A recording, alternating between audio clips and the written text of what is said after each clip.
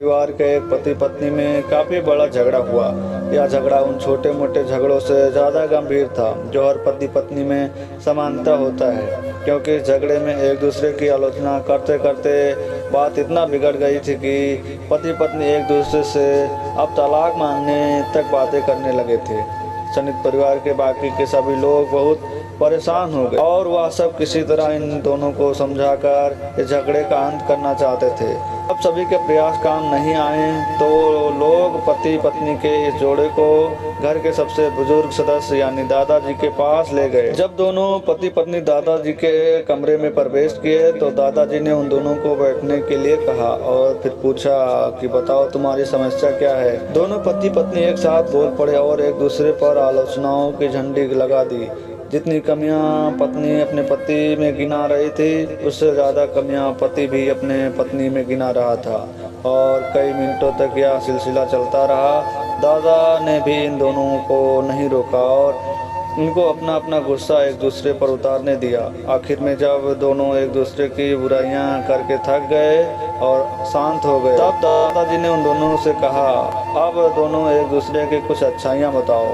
जब अच्छाइयाँ बताने का समय आया तब दोनों ही पति और पत्नी एकदम चुप हो गए। शायद गुस्से में इन्हें कुछ याद नहीं आ रहा था या फिर गुस्से की वजह से ही वह एक दूसरे की अच्छाइयाँ बताना नहीं चाहते थे। दादाजी ने यह बात भी महसूस कर ली। थोड़ी देर तक जब कोई नहीं बोला तब दादाजी ने कहा, अच्छा ठीक है, या लो पेपर और पेन, एक दूसरे की कुछ अच्छाइयाँ इसमें लिखो।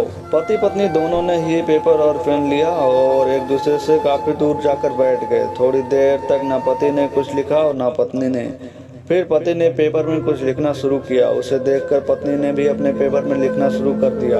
ऐसा लग रहा था जैसे दोनों एक दूसरे से कंपटीशन कर रहे हो। काफी समय तक दोनों ने पेपर में लिखा और जब पेपर लिखावट से भर गया तब दोनों ने ही अपना अपना पेपर लेकर दादाजी के पास उन्हें देने के लिए गए। दादाजी ने उन दोनों के पेपर ही लेने से मना कर दिया और कहा कि अपने अपने पेपर एक दूसरे को दे दो और अब एक दूसरे के पेपर पढ़ो। पति ने पत्नी को और पत्नी ने पति को अपना पेपर दे दिया।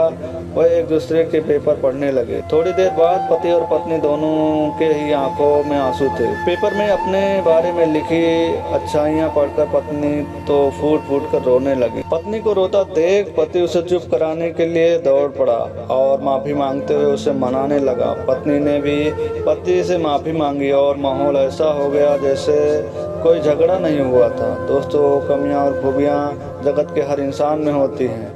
अब हमारे ऊपर होता है कि हम कमियां देखकर अपने जीवन को नर्क बना ले या खूबियां देखकर अपने जीवन को स्वर्ग बना ले। तो दोस्तों, कैसा लगा ये शिक्षाप्रद कहानी? अगर आप लोग को पसंद आई होगी तो प्लीज़ आप लोग जो है हमारे चैनल को सब्सक्राइब करें, बेल आइकन दबाएं, जिससे हम लोग नेक्स्ट वीडियो अपलोड करें तो आप लोग को नोटिफिकेशन सबसे पहले मिले।